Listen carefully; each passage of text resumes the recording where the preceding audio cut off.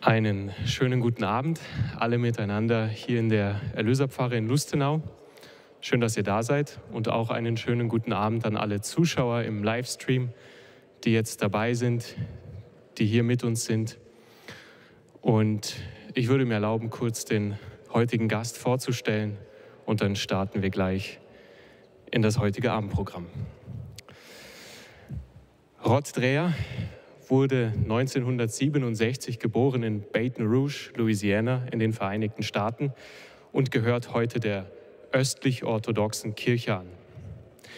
1989 machte er seinen Abschluss in Journalismus an der Louisiana State University und arbeitete daraufhin als Journalist und Filmkritiker, unter anderem für den National Review, The Weekly Standard, The Wall Street Journal und die New York Post. 12 Jahre lang war er Kolumnist von The American Conservative. Er ist Bestseller-Autor mehrerer Bücher, darunter des 2017 erschienenen Werkes Die Benedikt-Option, eine Strategie für Christen in einer nachchristlichen Gesellschaft, das auf der New York Times-Bestsellerliste rangierte.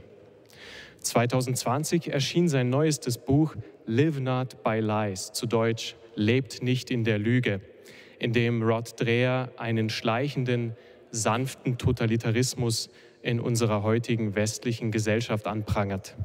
Er zieht dabei direkte Parallelen zum Kommunismus im ehemaligen Ostblock und erzählt die Lebensgeschichten von Christen, die sich dem Druck eines totalitären Regimes nicht gebeugt, sondern ihn durch einen standhaften Glauben überwunden haben.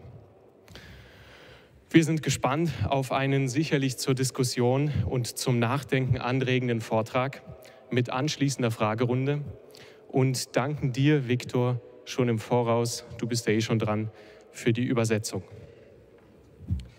Rod Dreher.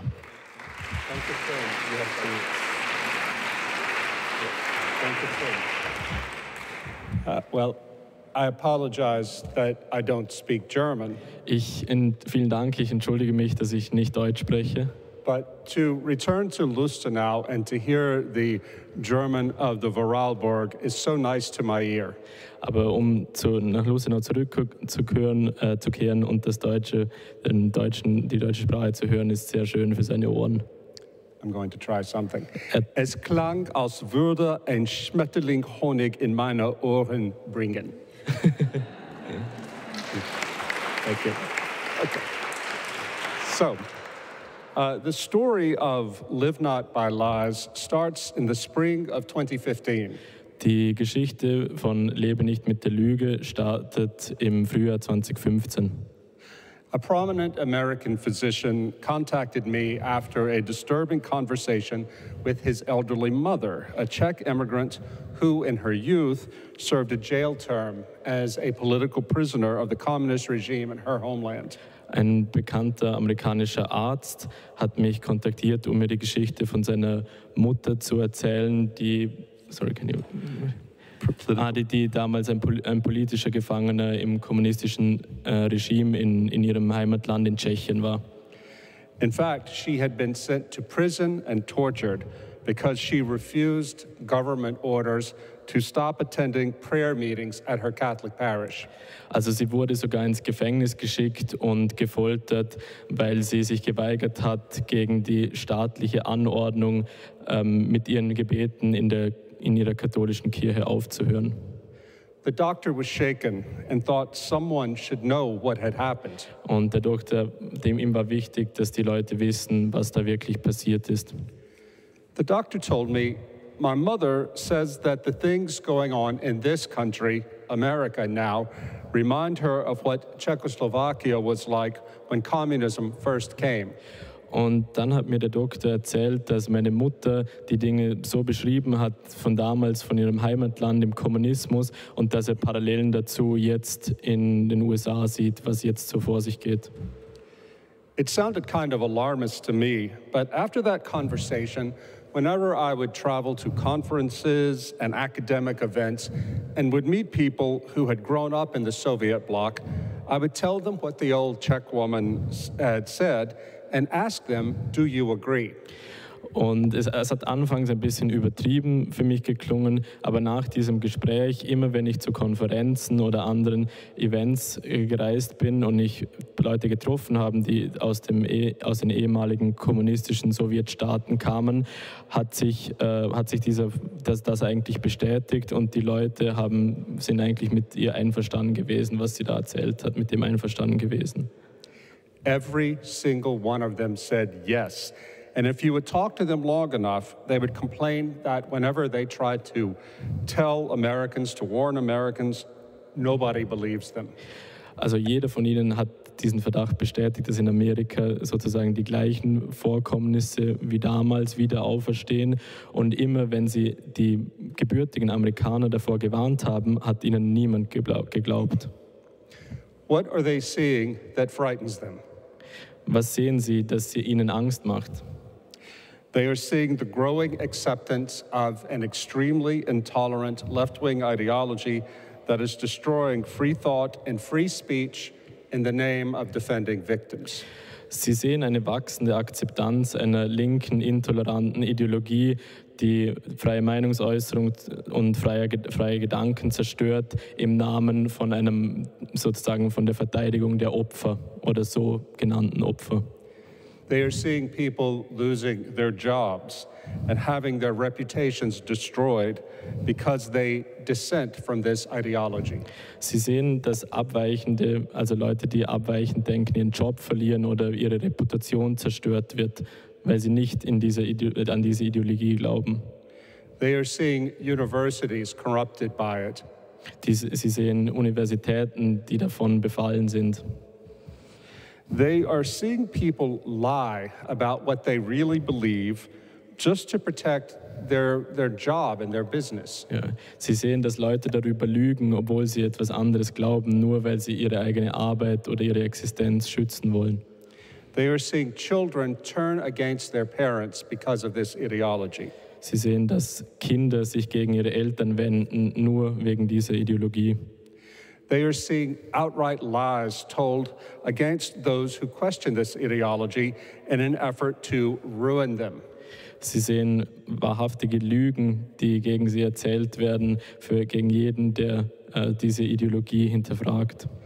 And they are seeing stone-cold fear take control of people who are deathly afraid of being canceled. Und sie sehen Angst in den Augen der Leute, die Todesangst davor haben, dass sie gecancelt werden, also sozusagen zensiert oder ihr Leben zerstört wird dadurch. Could these people be exaggerating the threat? Yes, it's possible. Könnte es sein, dass diese Leute das übertreiben? Ja, es ist möglich. But here's the thing. The more you look at the evidence that the countries of the West are stumbling towards a soft form of totalitarianism, the harder it is to dismiss these warnings. Aber das ist die Sache, je mehr man sich die Beweise anschaut, dass der Westen wieder in diese Richtung von Totalitarismus rutscht, desto schwieriger ist es, das zu bestreiten. I used the T word there, totalitarianism. Let's define that term. Ich habe das T-Wort benutzt, Totalitarismus. Lass uns diesen Begriff erst einmal definieren. When we think of totalitarianism, what naturally comes to mind are gulags, secret police, torture, and other aspects of communist police states. Wenn wir an diesen Begriff Totalitarismus denken, dann kommen zuerst uns in den Sinn Gulags, Geheimpolizei, Folter und andere Methoden von kommunistischen Polizeistaaten. Well, we don't have any of that in the West, and we probably won't ever have it. So why do I call this soft totalitarianism? Wir haben davon momentan nichts im Westen und werden es wahrscheinlich auch nicht mehr haben. Aber warum beschreibe ich es dennoch als sozusagen weichen Totalitarismus? Strictly speaking, a totalitarian state is one in which a single political ideology and its adherents hold all the political power. And everything is politicized. Genau genommen, ein totalitärer Staat ist immer, wenn eine einzige politische Ideologie und alle, die ihr folgen, die ganze politische Macht haben und alles in ihrem Leben davon politisiert ist. And that's what we are seeing emerge in the West today. They are not forcing us with guns to accept the ideology, but it is happening through softer methods. Also das ist das, was wir im Westen momentan sehen. Sie zwingen uns nicht mit der Waffe an unserem Kopf, um sie zu akzeptieren, aber es werden weichere Methoden oder mildere Methoden angewandt. In the 20th century, there were two great English-language dystopian novels, George Orwell's 1984 and Aldous Huxley's Brave New World. Im 20. Jahrhundert da gab es zwei englische bekannte Romane, die eine Dystopie beschrieben haben. Einerseits George Orwells 1984 und andererseits Brave New World, ich glaube, Schöne neue Welt von Aldous Huxley. Because the Soviet Union was like Orwell's fictional police state, and because Orwell was a better writer, it is Orwell who defined totalitarianism for us. Weil die Sowjetunion eigentlich nach orwellischem Vorbild einen Polizeistaat errichtet hat und Orwell der bessere Autor war, ist es Orwell, der auch den Begriff Autoritarismus für uns beschreibt. Orwell imagined a totalitarian state in which Big Brother enforced conformity by inflicting pain and terror. That is as hard totalitarianism gets. Orwell hat sich einen totalitären Staat vorgestellt, wo der Staat durch Konformität, durch Schmerz und Terror über die Bevölkerung bringt. Und das ist sozusagen das absolute Endausmaß eines solchen Staates. By contrast, Huxley imagined a totalitarian state in which the so-called world controllers managed conformity by keeping everybody entertained and provided with drugs, pornography and sex. Im Gegensatz dazu hat Aldous Huxley sich den Totalitarismus anders vorgestellt. Da war es nicht durch Schmerz und Terror, sondern durch dass man die Leute bei Laune hielt, durch Pornografie, durch Sexualität, Drogen und Ähnliches. The Huxley state wants to eliminate pain, boredom and unhappiness. Der Huxley-Staat möchte sozusagen Schmerz, Langeweile und Unglück eliminieren. Mustafa Mond, the world controller for Europe, calls this Christianity without tears. Mustafa Mond, das ist ein Charakter aus dem Buch, der sozusagen die Welt kontrolliert in Europa, nennt es Christentum ohne Tränen. They don't force people to surrender their humanity for the sake of an easy life. People do so willingly. Sie zwingen die Leute nicht, um die Humanität aufzugeben für das einfache Leben, sondern die Leute tun es freiwillig. I contend that in our society we are facing not the hard totalitarianism of Orwell, but the soft totalitarianism of Huxley. Ich behaupte, dass wir in unserer Gesellschaft gerade eben nicht diesen harten Totalitarismus von Orwell erleben, sondern umgekehrt diesen weichen Totalitarismus, wie Huxley ihn beschrieben hat. Here is a real-life example. Hier ist ein Beispiel aus meinem echten Leben. When I was in Hungary a few years ago researching Live Not by Lies, my guide and translator was Anna, a young Hungarian Catholic wife and mother. In Ungarn vor ein paar Jahren, als ich Lebe nicht mit der Lüge recherchiert habe, meine Führerin und Übersetzerin war Anna, eine junge Ungarin, eine katholische Frau und Mutter. As we rode on a tram through Budapest, she told me that she was frustrated by her friends, even her Christian friends. Als wir gemeinsam mit der Straßenbahn durch Budapest gefahren sind, hat sie mir erzählt, dass sie frustriert war wegen ihrer Freunde, auch sogar wegen ihrer christlichen Freunde. She said that whenever she tried to talk with them about everyday things, like the fact that she and her husband had been arguing lately, or that she was exhausted trying to care for their little boy, the friends would cut her off. Sie hat mir erzählt, immer wenn sie mit ihren Freunden über Probleme sprechen wollte, zum Beispiel, dass sie mit der Kinderbetreuung ein bisschen überfordert war oder dass sie mit ihrem Mann gestritten hat, haben sie die Leute nicht mehr weiterreden lassen, sondern eigentlich unterbrochen. They would say to her, get a divorce or put the kid in daycare and go back to work. And they would add, you deserve to be happy. Sie haben mir sofort geraten, lass dich doch scheiden oder gib dein Kind doch ab in eine Kita und fang wieder an zu arbeiten, denn du verdienst es ja, glücklich zu sein. Anna told me, I am happy. I love being a wife and a mom, but a happy life is not one without struggle. Anna hat mir dann gesagt, ich bin ja glücklich und ich liebe es, eine Frau und Mutter zu sein, aber auch ein glückliches und erfülltes Leben ist mit Hindernissen und Schwierigkeiten verbunden. I looked at her and told her, Anna, it sounds like you are fighting for your right to be unhappy. Ich habe sie angeschaut und gesagt, Anna, es klingt, als wärst du am Kämpfen für dein Recht, unglücklich zu sein. She looked at me and said, that's it. Where did you get that? Sie hat gesagt, ja, genau das ist es. Wie bist du drauf gekommen? Well, I pulled my smartphone out and went to chapter 17 of Huxley's Brave New World. Also habe ich mein Handy herausgenommen und bin zu Kapitel 17 von Aldous Huxley, Brave New World, gescrollt.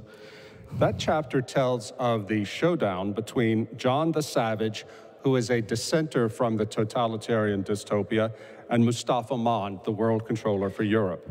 Dieses Kapitel erzählt vom Duell zwischen John dem Wilden, der sozusagen ein Abtrünniger von dieser totalitären Dystopie ist, und Mustafa Mond, den ich vorher schon erwähnt habe, der die Welt kontrolliert in diesem Buch. Mond can't figure out why John the Savage doesn't want to join the society in which everyone's physical needs are taken care of and they are kept busy with porn, entertainment, recreational sex and happy pills. Mond kann nicht verstehen, wieso dieser John nicht dieser Gesellschaft beitreten will, wo eigentlich jeder sozusagen körperlich glücklich und erfüllt ist, wo jeder mit Pornografie, Unterhaltung und Sexualität und Drogen beschäftigt und zufriedengestellt wird. Mustafa Mond says that they no longer need God in this society, in this paradise, because there is no suffering and no struggle. Mond sagt, sie brauchen keinen Gott in diesem Paradies, weil hier gibt es kein Leiden und hier gibt es keine Schwierigkeiten.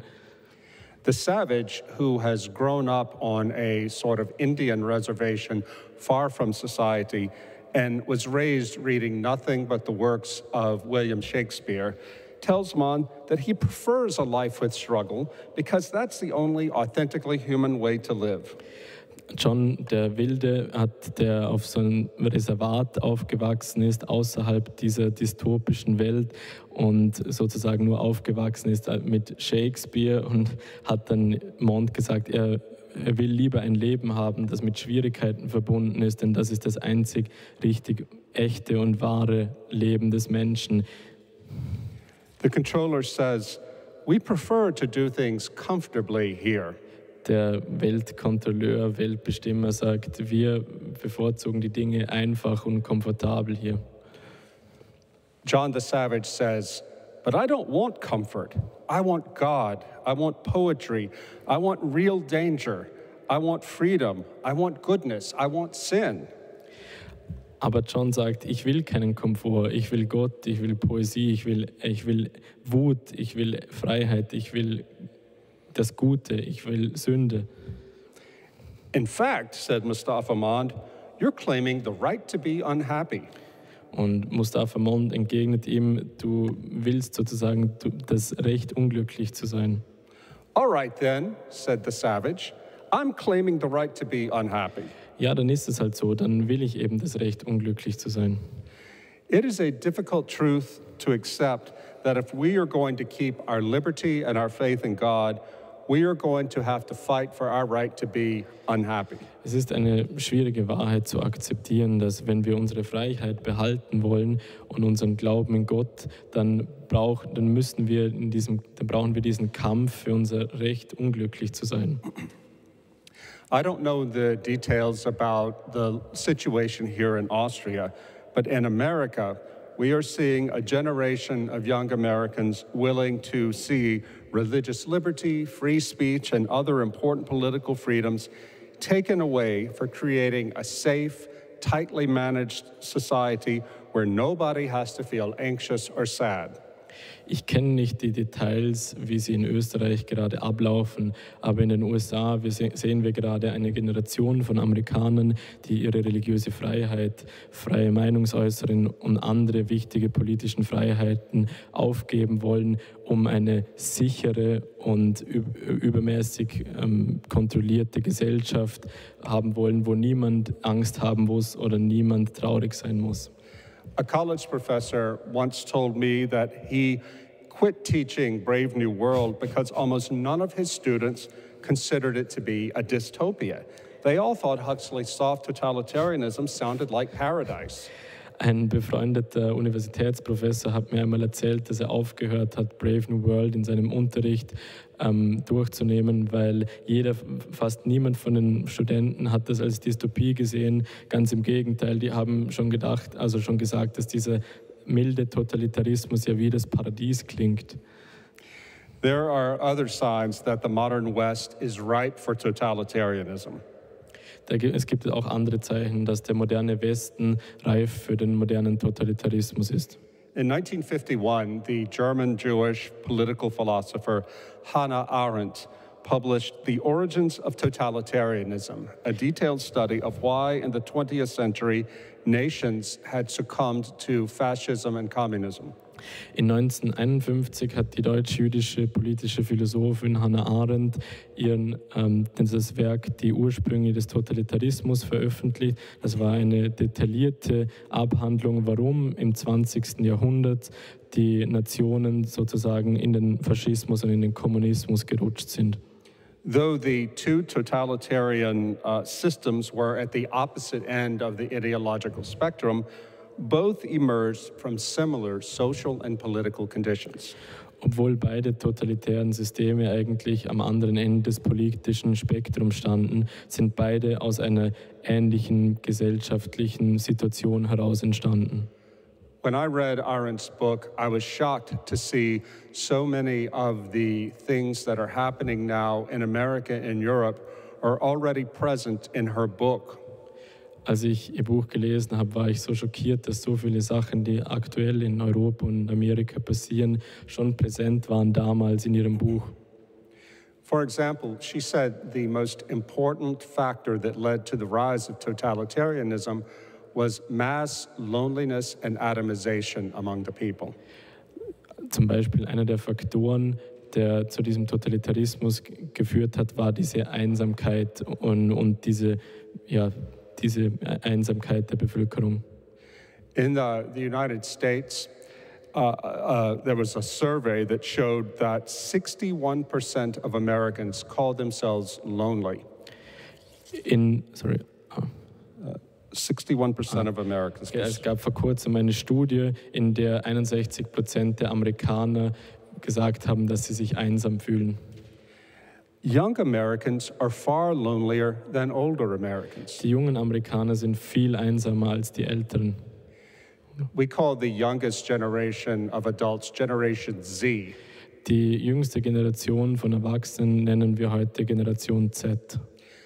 80% of them call themselves lonely. 80%. 80% von ihnen nennen sich selber einsam.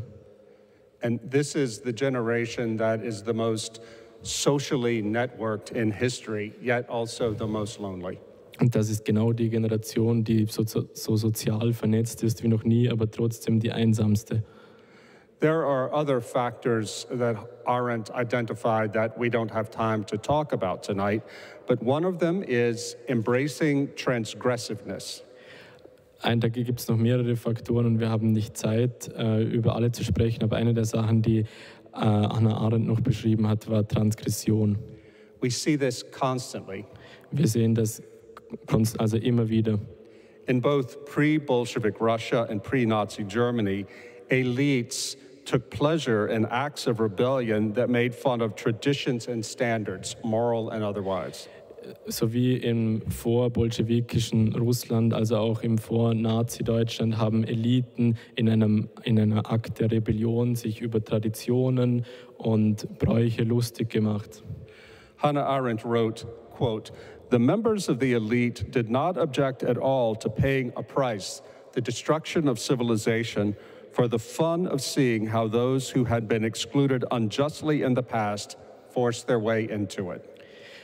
Also diese Eliten haben sich nicht dagegen gewehrt, diesen Preis zu zahlen, dass die Zivilisation zerstört wird, nur für den Spaß sozusagen, um zu sehen, wie die davor exkludiert waren, sich selber in diese Gesellschaft hineingedrängt zu haben. Yeah.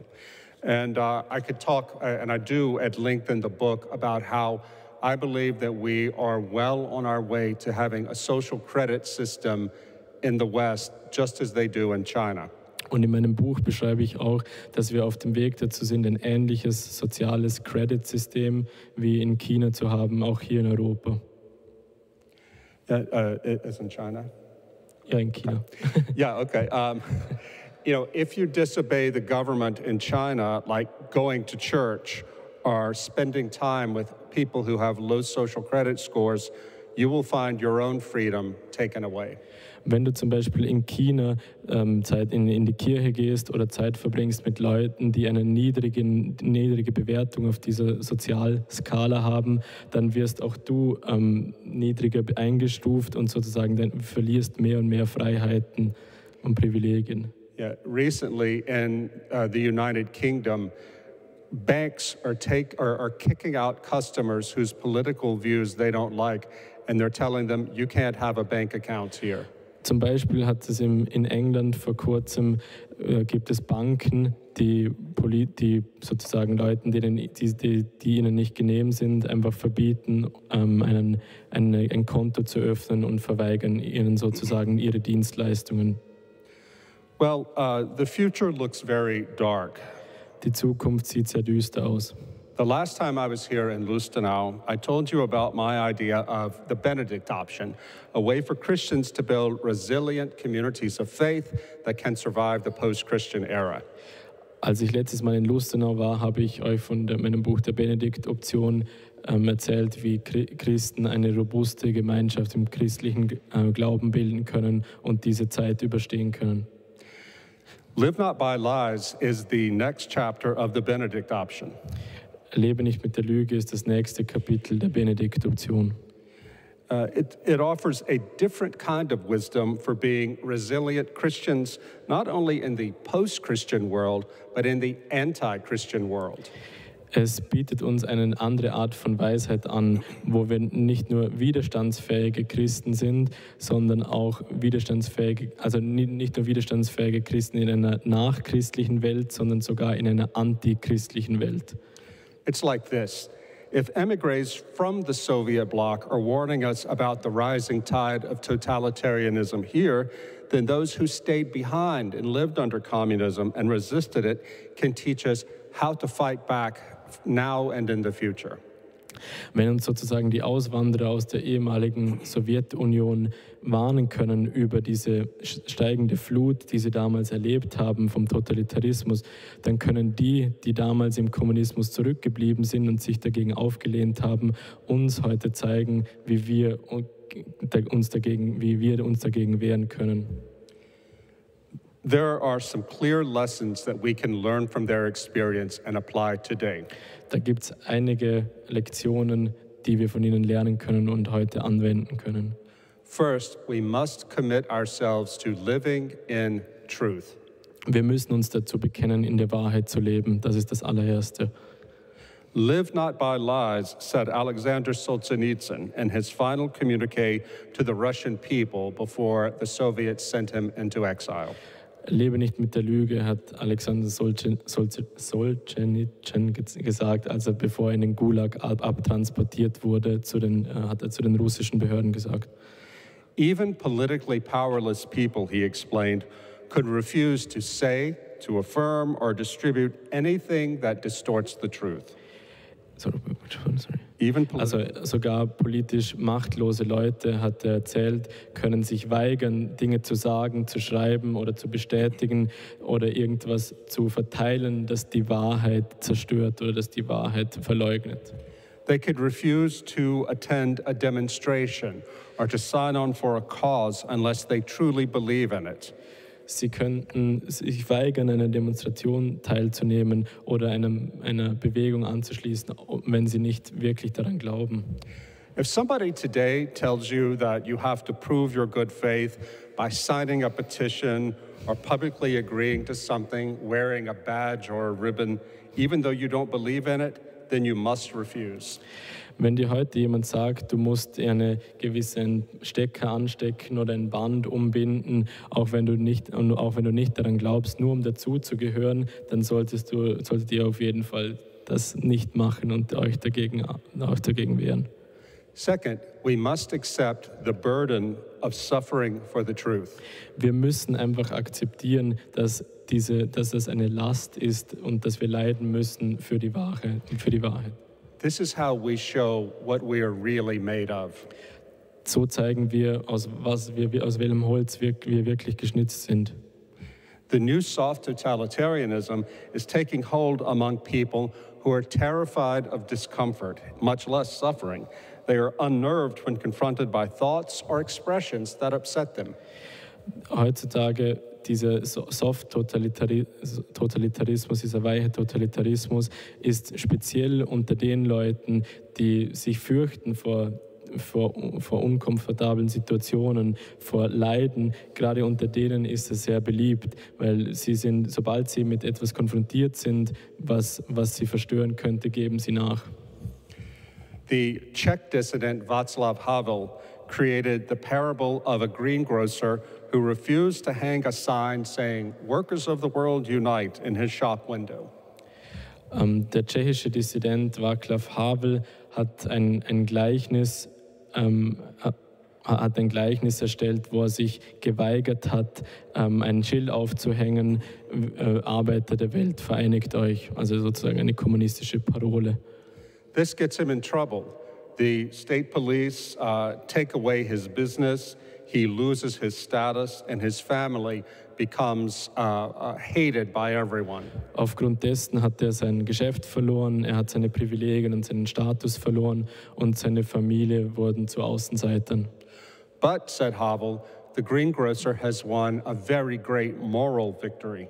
Aber er hat einen großen moralischen Sieg errungen. He has shown that it is possible to live in truth, to take a stand for what you believe in, and to refuse to conform if you're willing to suffer. Er hat gezeigt, dass es möglich ist, mit der Wahrheit zu leben und sich für seine eigenen Überzeugungen einzustehen und die sich weigern, konform zu sein. This can in time destabilize tyranny. Das kann mit der Zeit diese Tyrannei destabilisieren. Havel wrote, "He has shown everyone that it is possible to live in truth." Er hat geschrieben, es ist möglich, dass jeder von uns mit der Wahrheit leben kann. Living within the lie can constitute the system only if it is universal. That is, if everybody believes it. In der Lüge zu leben kann nur ein System erstellen, wenn es universell ist. Das heißt, jeder muss daran glauben und jeder muss mitmachen, dass es funktioniert. The Christian dissidents from the Soviet bloc told me that suffering is more bearable when you have religious conviction or some other transcendent ideal. Diese kommunistischen Dissidenten haben mir erzählt, dass es einfacher ist, so einer Totalitarismus standzuhalten, wenn man zum Beispiel religiöse Überzeugungen hat oder ein anderes transzendentes Ideal. We have to throw away the weak, sentimental, Jesus is my best friend style of Christianity. Wir müssen vergessen, diesen Jesus ist mein bester Freund, diese Art von Christentum. We have to rediscover the hard faith of the martyrs, men like Franz Jägerstätter. Wir müssen wiederentdecken diesen Glauben und diese Religion von Märtyrern, von Leuten wie Franz Jägerstätter. A faith that is strong enough to endure suffering as the cost of discipleship. Ein Glaube, der stark genug ist, den Glauben aufrechtzuerhalten und Leiden als Kosten von unserer Volkschaft Jesu ansieht. Nothing else will get us through what is to come. Nichts anderes wird uns helfen, diese Hindernisse der Zukunft zu überwinden. Alexander Ogorodnikov, a Russian Orthodox Christian and a prominent dissident of the Brezhnev era, whose face bears evidence of his torture in prison, told me that suffering people need a golden dream, something to live for, a conception of hope. Alexander Ogorodnikov, ein russischer orthodoxer Christ und Dissident aus der Brezhnev-Ära, der sogar im Gesicht die Narben seiner Folter zeigt, hat mir erzählt, dass Leute im Leid einen goldenen Traum, etwas brauchen, für das sie leben. He said, you can't simply be against everything bad. You have to be for something good. Otherwise, you can get really dark and crazy. Es reicht nicht, gegen das Schlechte zu sein. Du musst für etwas Gutes sein, sonst kann es sehr schnell dunkel und verrückt werden. The only Christianity that is going to make it through this new dark age, this coming age of persecution, is a Christianity that knows how to suffer. Das einzige Christentum, das es durch diese schwierige Zeit schafft, ist ein Christentum, das lernt, wie man leidet. Everything else will be burned away. Alles andere wird dem Erdboden gleichgemacht. An elderly Russian Baptist pastor stood on a street in Moscow and told me to go back to the West and warn the church that if it is not prepared to suffer, even to die for Jesus Christ, the faith means nothing. Ein älterer russischer Baptistenpastor, der in den Straßen von Moskau gestanden ist, hat mir erzählt, ich soll zurückgehen in den Westen und die Leute und die Kirche warnen, dass wenn wir nicht bereit sind zu leiden oder zu sterben für Christus, dann ist unser Glauben nichts wert. We can sometimes be overwhelmed by anxiety and forget that God is with us at all times. Manchmal können wir von der Angst überwältigt sein und vergessen, dass Gott immer mit uns ist. This is what happened to Alexander Ogorodnikov when he was sent to prison for his faith. Das ist zu diesem Dissidenten, wo ich vorher erzählt habe, passiert, als er wegen seines Glaubens in den Gulag geschickt wurde. Because he came from a prominent communist family, Ogorodnikov was sent to death row among the worst prisoners in Russia. Weil er aus einer bekannten Familie gekommen ist, ist er im schlimmsten Gefängnis zum Tode verurteilt worden in Russland.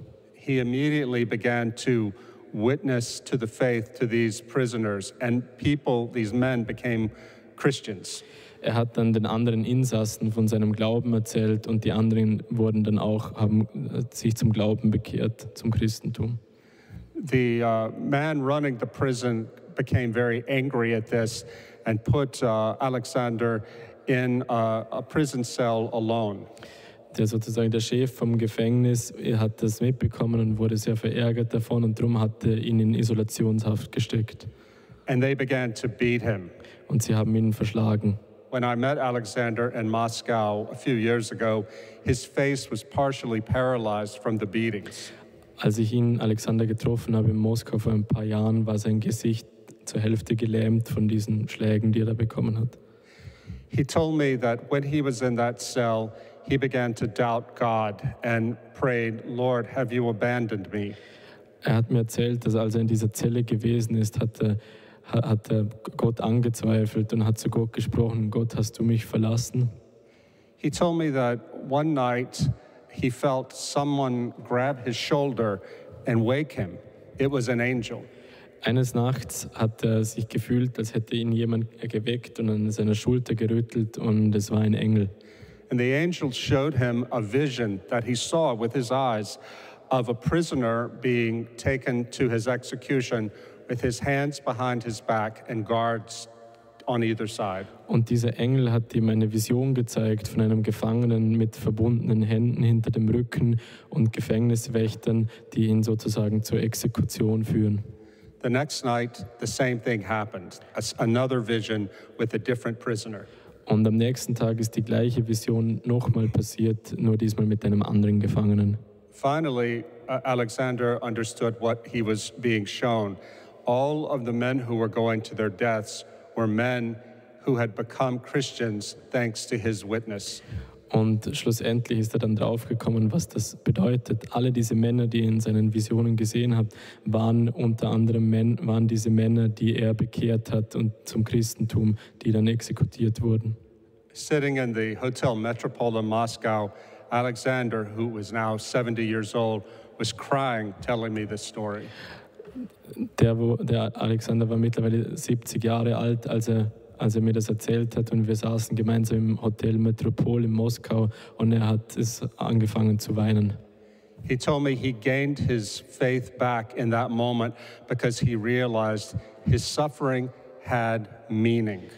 Er hat mir erzählt, dass in diesem Moment hat er seinen Glauben wieder zurückgefunden, weil in dem Moment hat sein Leiden endlich Bedeutung bekommen. That in God's plan, if he, Alexander, had not been in that prison, those convicted murderers would be in hell instead of in paradise with our Lord. Denn ohne ihn wären diese Verurteilten, die exekutiert wurden, in der Hölle gelandet, ohne seine Bekehrung. Und so durch seine Bekehrung sind sie in den Himmel gekommen. Now, it is true that we cannot be sure that we will have the courage to resist until we are put to the test.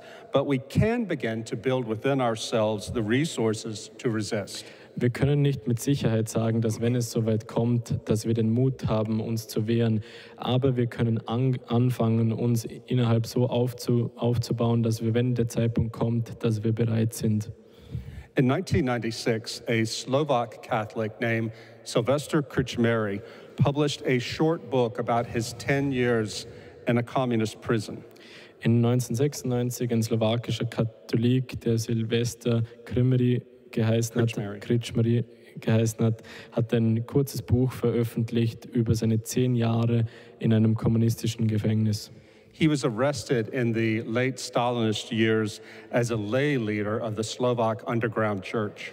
Er war damals verhaftet worden in der späten stalinistischen Ära als sozusagen Widerstandskämpfer aus dem slowakischen Untergrund. He explained in his book how he endured his captivity. In seinem Buch beschreibt er, wie er diese Gefangenschaft überlebt und überstanden hat. First, he regarded all of his suffering as an opportunity for purification and as a gift he could offer to our Lord. Als allererstes hat er sein ganzes Leiden als Möglichkeit zur Reinigung gesehen und als Geschenk, das er unserem Herrn geben kann. Second, he developed a strong prayer discipline that he stuck to daily. Als zweites hat er einen Gebetsrhythmus entwickelt für sich selber, dem er täglich gefolgt ist. Third, he buried himself in the Holy Bible. Dann als drittes hat er sehr viel Zeit mit der Heiligen Schrift verbracht.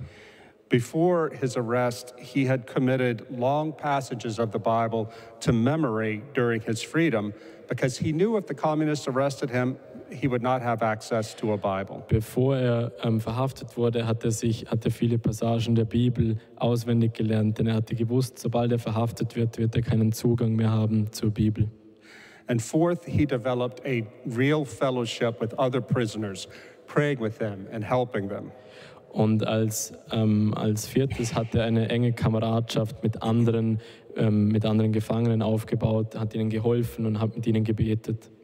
Like so many other Christians who endured communist prison, he found that the confessional differences between them disappeared. Wie viele andere Christen, die in diesen Gefängnissen gelitten haben, hat er festgestellt, dass diese konfessionellen Unterschiede zwischen den verschiedenen christlichen Ausrichtungen eigentlich wie verschwunden sind. They all knew that they were in jail not for being Catholic, not for being Protestant, not for being Orthodox, but for being followers of Jesus Christ.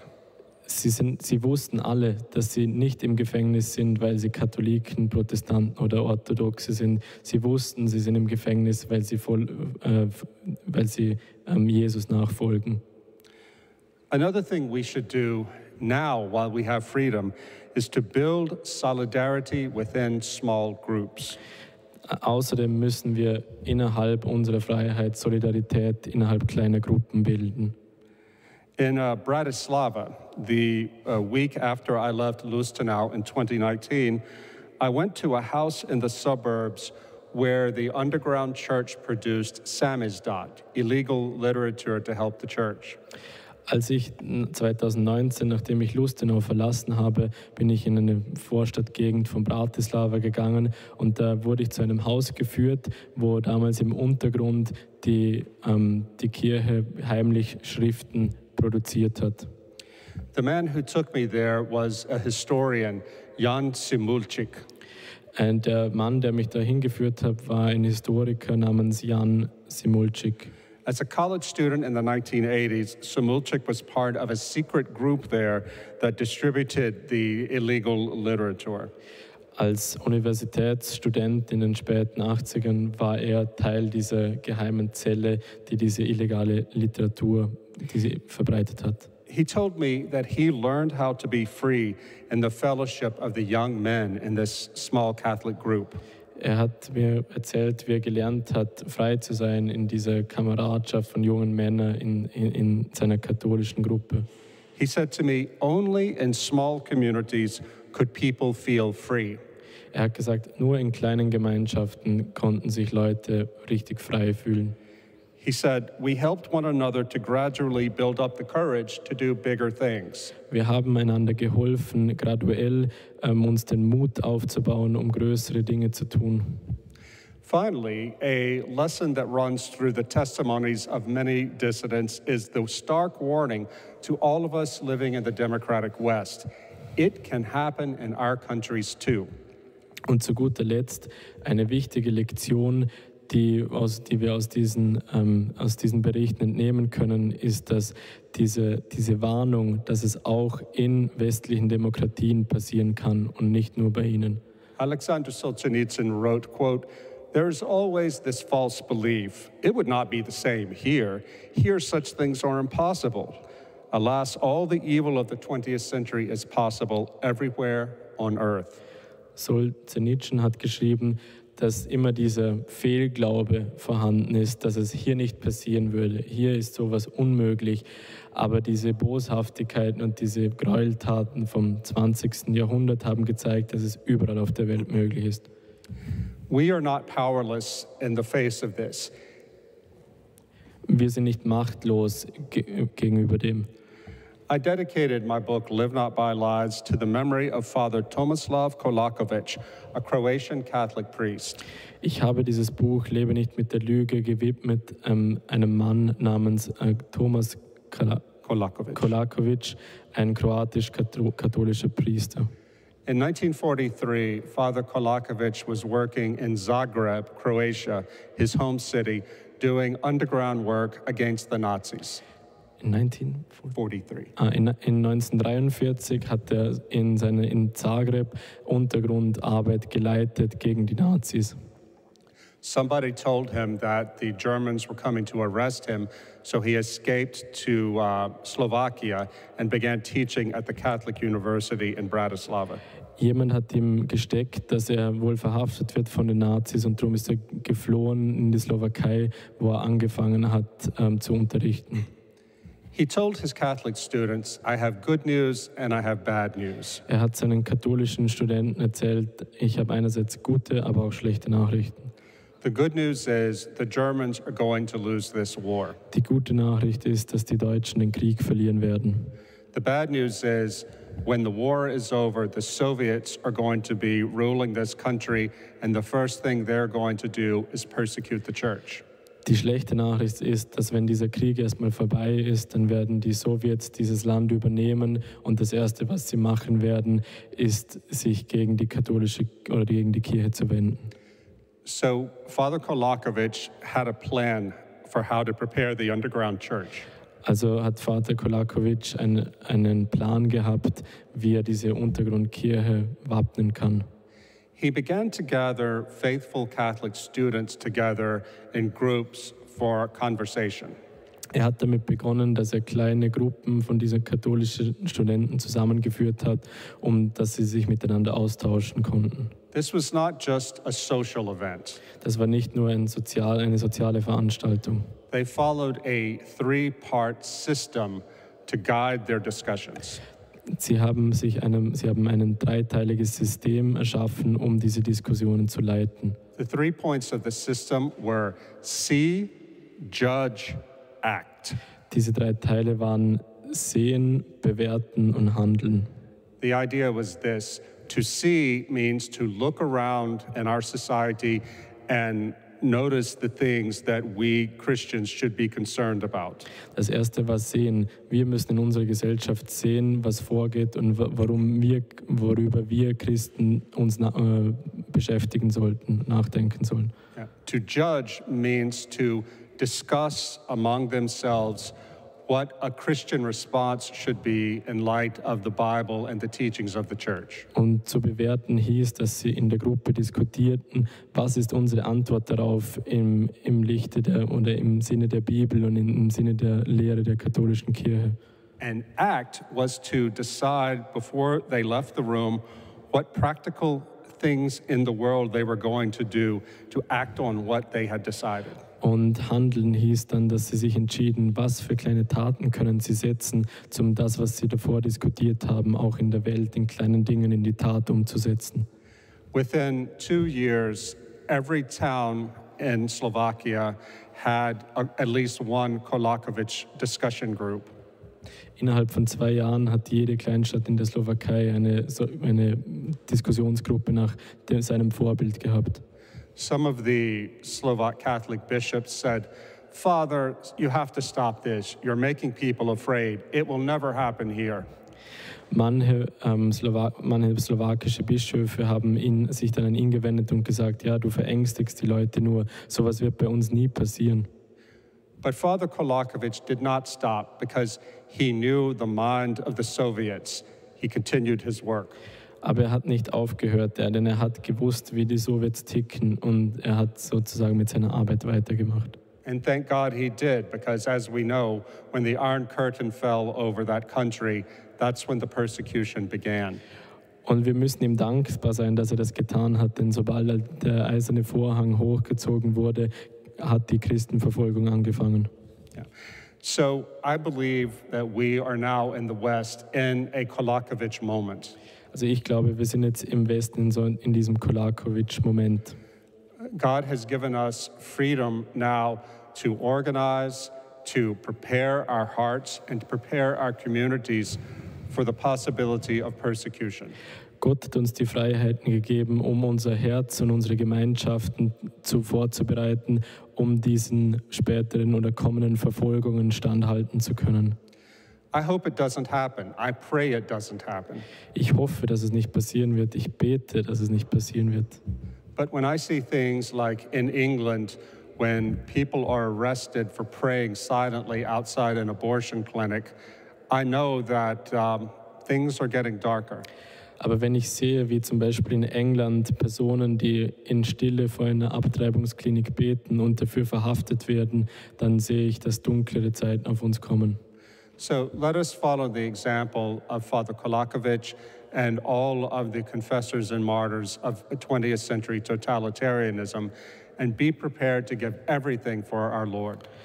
Also folgen wir diesem Beispiel von Kolakovic und allen diesen Märtyrern und Leidenden aus dem 20. Jahrhundert und folgen wir Gott.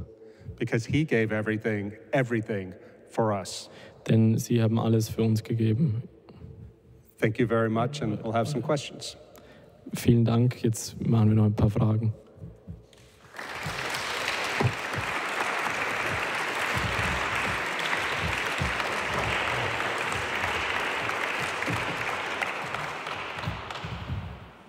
I should say that this book is now available in German. Ich muss dazu sagen, dieses Buch ist jetzt auch in Deutsch erhältlich. Yeah, and I don't know how you get it here, but you can get it. Ich weiß nicht, wie ihr es bekommen könnt, aber ihr könnt es auf jeden Fall bekommen. These stories, there are many more stories that the dissidents tell of their experiences.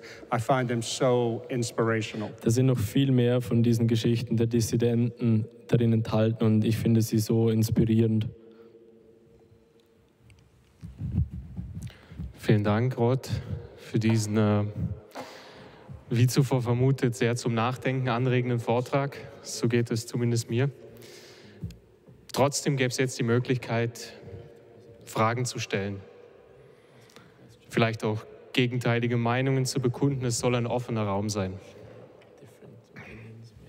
Bitte einfach aufzeigen, wir kommen dann mit dem Mikrofon und der Viktor übersetzt dann die Fragen.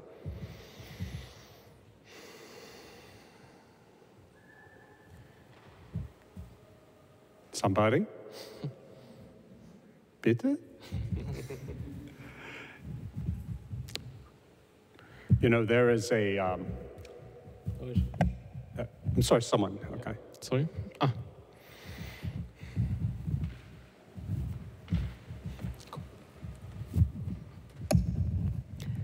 German.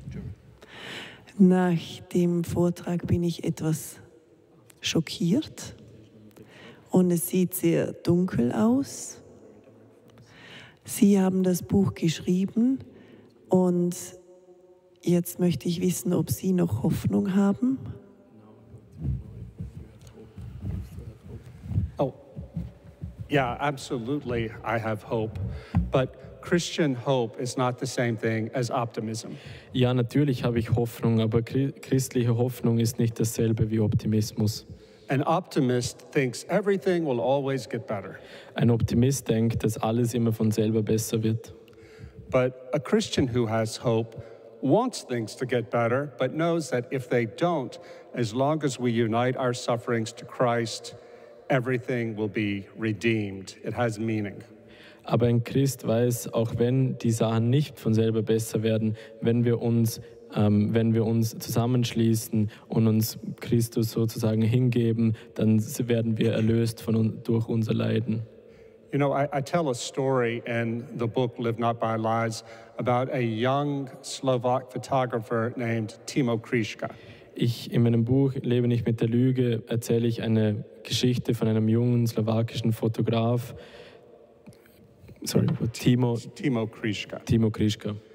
Yeah, Timo was a very small boy when communism ended, so he doesn't remember it. Timo war ein kleiner Junge, als der Kommunismus zusammenbrach, aber er kann es nicht mehr wirklich sich erinnern. But he had an ancestor who was a priest, Catholic priest, who suffered under communism.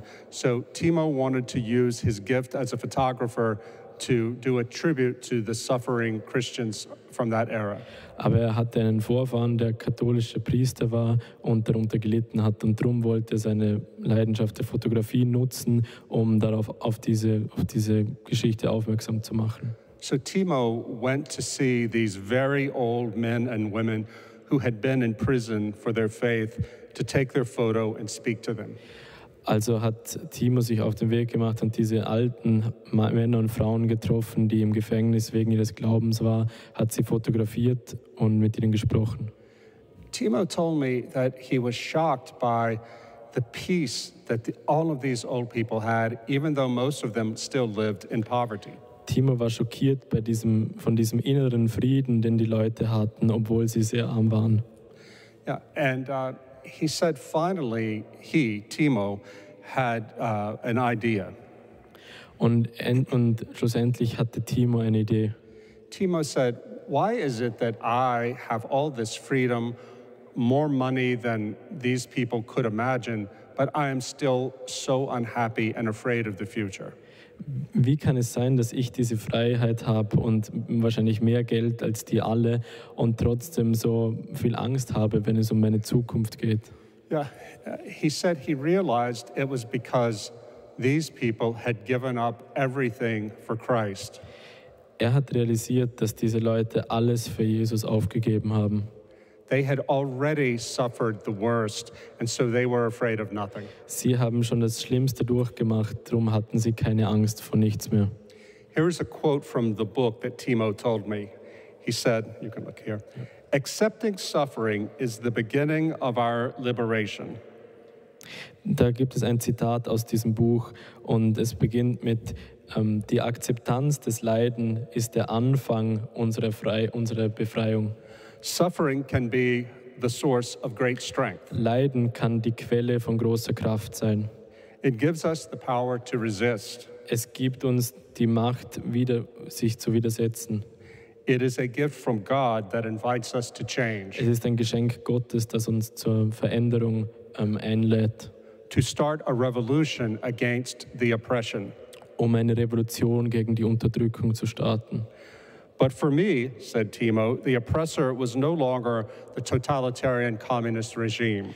Aber für mich, dieser Unterdrücker, war nicht länger dieser totalitaristische, kommunistische Staat.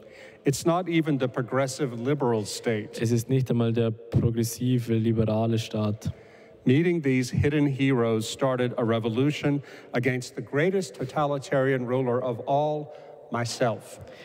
Als ich diese Leute getroffen habe, hat es in mir eine Revolution gestartet, nämlich gegen den größten totalitären Herrscher von allen, mich selbst. What Timo learned from these dissidents was the same words that St. John Paul II said when he first became Pope, "Be not afraid." Diese Worte waren dieselben, die Johannes Paul II. Gesprochen hat, als er Papst geworden ist. Hab keine Angst. Yeah. And I can tell you that since I was here with you in Lustenau 4 years ago, I have had a lot of suffering in my life. Und ich kann euch erzählen, dass seit ich 2019 hier gewesen bin, hatte ich selbst viel Leiden in meinem Leben. My marriage collapsed. My wife filed for divorce. Meine Ehe ist kollabiert und meine Frau hat die Scheidung eingereicht. It was the worst thing that ever happened to me. Es war die schlimmste Sache, die mir je passiert ist. But because I knew these stories about how the Lord can use suffering to draw us closer to Himself, I poured myself into my prayers. Aber weil ich diese Geschichten kannte, wie uns Gott Leiden auferlegen kann, um ihn näher zu ihm zu bringen, I poured myself into prayer habe ich das so ins Gebet aufgenommen. because I had everything taken from me that I ever loved. Weil ich hatte alles, mir wurde alles weggenommen, was ich je geliebt habe. It was only me and Jesus. Es war nur noch ich und Jesus. And though I never wanted divorce, I hated it, it came despite my will. And yet the Lord is redeeming me through this pain. Obwohl ich diese Scheidung ich hasste Scheidung, ich wollte das nie, aber trotzdem ist es halt so gekommen und der Herr hat mein Leiden dazu verwendet, mich zu erlösen. I have never felt closer in all my life to Jesus Christ. Ich habe mich niemals näher bei Jesus gefühlt als jetzt. And once again, I didn't choose this suffering, but the suffering came. Und ja, ich muss es nochmal sagen, ich habe dieses Leiden mir nicht ausgesucht, es kam einfach in mein Leben. What I did choose was how to respond to the suffering. Aber was ich mir ausgesucht habe, war, wie ich auf dieses Leiden antworte und reagiere. I think it's possible that if I had not already told the story of these incredibly brave Christians, that I might not have had the strength to survive my own divorce. Es könnte sogar sein, dass wenn ich nicht diesen ganzen Geschichten von diesen mutigen Christen schon aufgeschrieben und erzählt hätte, dass ich selbst nicht die Kraft gehabt hätte, meine eigene Scheidung zu überstehen. Because, you know, divorce is not the same as being thrown into a gulag and beaten and tortured, but it may be one of the worst things that happens to any of us in the free world. Scheidung ist zwar nicht so schlimm, wie wenn man einen in einen Gulag schmeißt und foltert und die schlimmste Gewalt erfährt, aber es ist doch eine der schlimmsten Sachen, die wir in unserer westlichen Gesellschaft erfahren können. Or losing a child to death or someone you love, there is suffering everywhere. Oder wenn wir ein Kind verlieren oder eine geliebte Person in unserem Umfeld, Leiden ist überall. But Jesus already suffered the worst thing possible for us so that we can know He is helping us to carry our crosses. Aber Jesus hat schon das größte Leid von allen erfahren, sodass wir wissen, dass er uns hilft, unser Kreuz zu schultern. This was Dr. Krčmery, the Slovak dissident, in prison. Every day he said, "Thank you, Lord, to give me the chance to suffer with you." Dr. Krčmery, der in diesem slowakischen Gefängnis war, hat sich jeden Tag im Gebet bei Gott bedankt. Danke Gott, dass du mit mir leidest.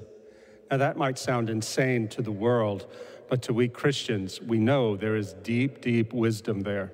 Das mag vielleicht verrückt klingen in der heutigen Welt, aber wir Christen wissen, dass da sehr viel tiefe Weisheit drinsteckt. Dr. Viktor Frankl, who was an Austrian Jewish psychiatrist who survived the concentration camps, taught about this. Der österreichische Psychiater Viktor Frankl, der auch ein Konzentrationslager überlebt hat, hat darüber gelehrt. I don't think Dr. Frankl was religious, but he did write a book about how we are all looking for meaning.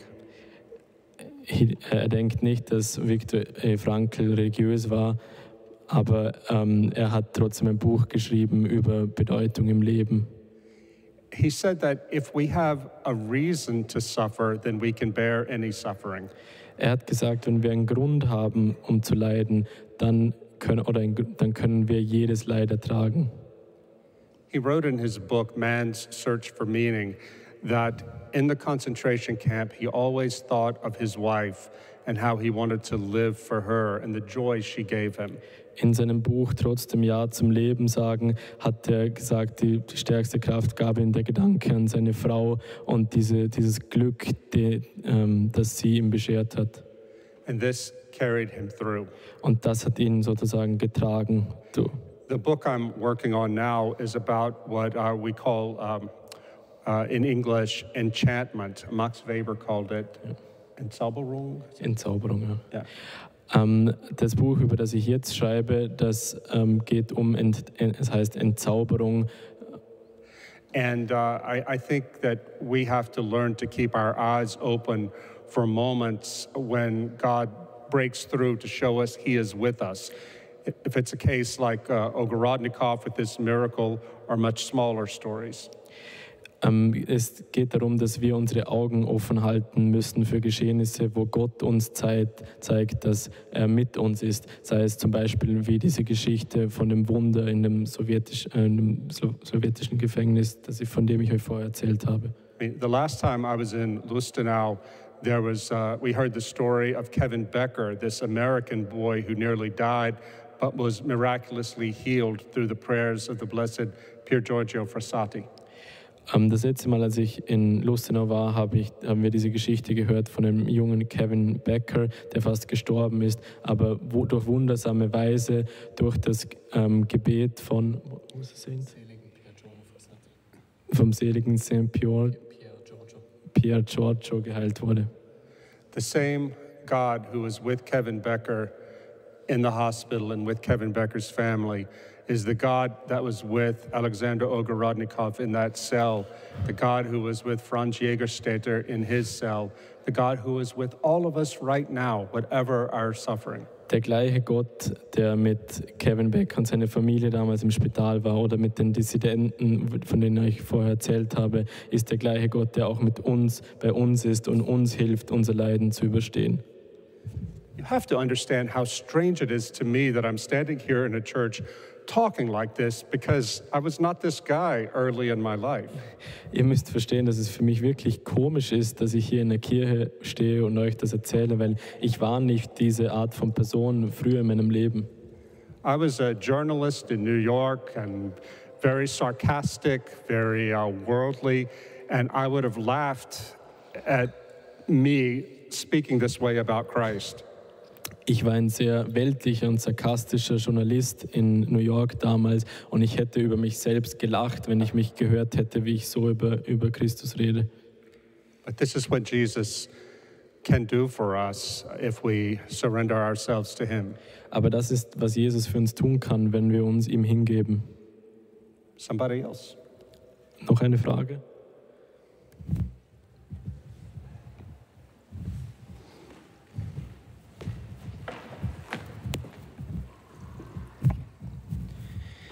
Wir hatten diese Woche auch das Thema, wie wir Menschen außerhalb der Kirche erreichen können und dass dies scheinbar kaum möglich ist. Hat dies Ihrer Meinung nach mit der einlullenden Komfortabilität zu tun, die den Menschen das Bedürfnis nach diesem goldenen Traum, nach Transzendenten, nach einer Bestimmung und letztendlich Gott betäubt? Und wenn ja, wie kann man dem begegnen? Lassen sich die Menschen aufwecken?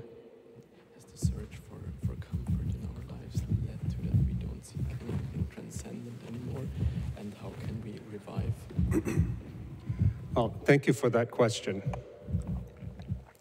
That is the topic of my next book. Danke für deine Frage, das ist das Thema meines nächsten Buches. And I think one of the most important things we can do was taught to us by Pope Benedict. Und eine der wichtigsten Sachen, die wir machen können, ist uns gelehrt worden durch Papst Benedikt. Pope Benedict, when he was Cardinal Ratzinger, said, "The best arguments the Church has for itself are not the propositions and the logic." Als noch Kardinal Ratzinger war, hat er gesagt, das beste Angebot, das die Kirche machen kann, ist nicht Logik, but rather the art the Church produces and the saints. sondern die Kunst und die Heiligen, die die Kirche produziert. Why is that? Warum ist das so? Because when we are confronted with great beauty or great moral beauty in the life of a saint, it speaks to us below the logical level. Denn wenn wir konfrontiert sind mit der Schönheit oder der moralischen Schönheit eines Heiligen, dann spricht das mit uns jenseits einer logischen Wahrnehmung. It changes our hearts, which is the source of our will.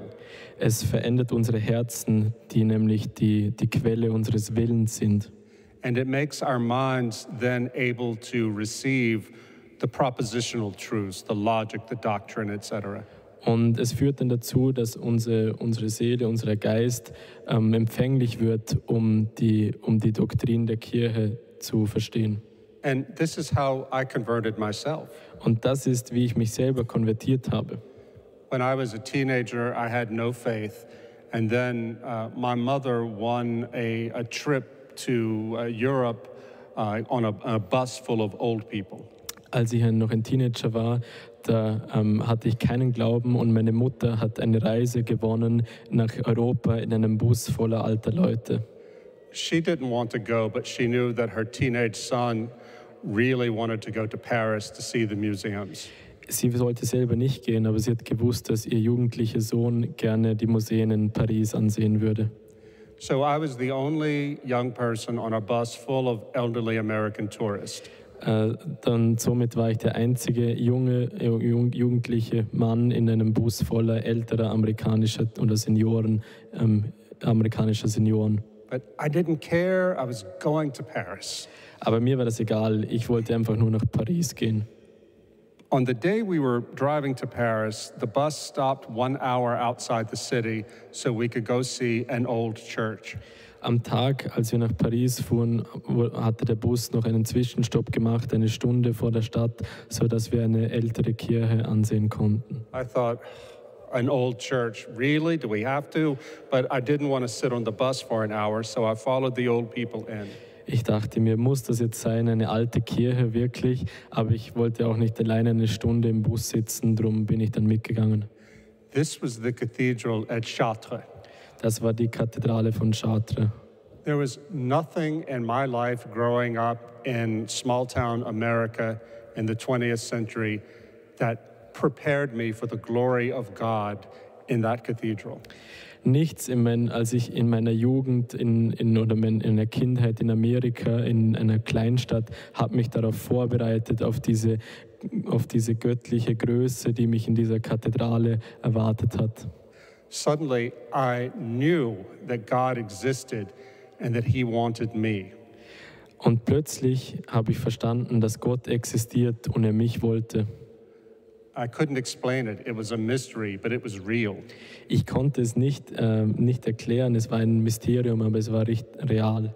And I wanted to know more about the kind of religion that would inspire men 800 years ago to build such a glorious temple to His glory. Und ich wollte mehr über diese Kirche erfahren, die vor 800 Jahren Männer dazu inspiriert hat, eine solche glorreiche Kathedrale zu errichten und andere Leute zu inspirieren. I didn't become a Christian on that day, but I left that cathedral on a search. Ich bin zwar kein Christ an diesem Tag geworden, aber ich bin definitiv ein Suchender geworden nach diesem Besuch in der Kathedrale. And the search ended about 7 years later when, as a journalist, I was sent to interview a very, very old priest. Und ungefähr 7 Jahre später, als ich als Journalist einen älteren Priester interviewt habe, hat diese Suche ein Ende gefunden. The priest told a story about his own conversion from atheism that involved a miracle of the Eucharist. Dieser Priester hat mir von seiner eigenen Konvertierung erzählt, das ein Wunder der Eucharistie beinhaltete. The old man was maybe 96 years old, but he was crying like the events he told me happened only last week. Er war zwar schon 96 Jahre alt, aber er hat geweint, als wären diese Geschehnisse erst letzte Woche passiert. And there was so much light coming out of his face, I knew that this man had seen Christ. Und da strahlte so viel Licht aus seinem Gesicht heraus, dass ich wusste, dass dieser Mann Jesus begegnet war. And I knew that I could not resist God's grace any longer. Und ich wusste, dass ich nicht länger Gottes Gnade widerstehen konnte. But notice what happened. I was first called to Jesus by the dramatic experience of beauty at Chartres. Aber ihr müsst wissen, was hier passiert ist. Zuerst war ich angezogen von Jesus durch diese Schönheit dieser Kathedrale in Chartres. And the second message was by the presence of Christ in this saintly elderly priest who testified to me about the miracle that converted him. Und erst im zweiten Schritt war dieses heilige Wunder, das mir dieser Priester erzählt hatte, das ihn zur Konvertierung gebracht hat. I believe that today all of us, Christians, Catholic and otherwise, have to help our neighbors see that God is everywhere present in beauty and in the lives of the saints, and that God can call to them too from these experiences. Gerade wir Christen, egal welcher Konfession, müssen unseren Nächsten zeigen, dass Gott präsent ist in Schönheit, in Wundern, und wir müssen sie davon überzeugen. Yeah, in the book I tell some, in the next book, I tell some other miracle stories. Do I have time to tell the Stefano story, or is it too late? I think we have to finish at this Finished. moment. All right. Well, I'll come to see you next time for this book, but I just want to say that there are people everywhere who have miraculous things happen to them, but they're afraid to talk about it. In meinem nächsten Buch spreche ich viel über Wunder, und wenn ich das nächste Mal hier nach Lustenau komme, dann erzähle ich mehr über dieses Buch und diese Wunder, die diese Menschen in ihrem Leben erfahren haben. Let's not be afraid. The world needs what we have. Wir dürfen keine Angst haben, die Welt braucht, was wir haben. Yeah, I've lived long enough now and gone through enough to where I don't care if people laugh. I have to tell the truth about Christ. Ich habe genug erlebt und bin alt genug. Mir ist es egal, ob mich Leute auslachen. Ich muss die Wahrheit erzählen, und die Wahrheit über Christus. And he is a God of miracle and wonder. Und er ist ein Gott der Wunder. Dankeschön. Vielen Dank.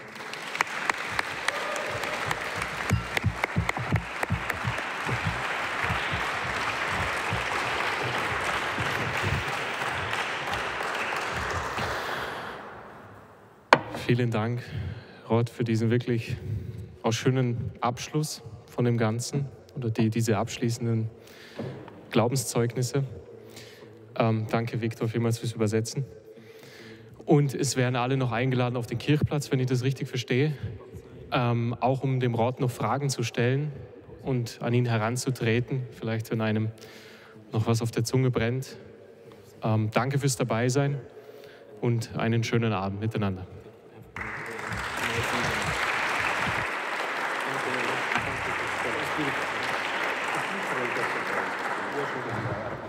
Hier schon.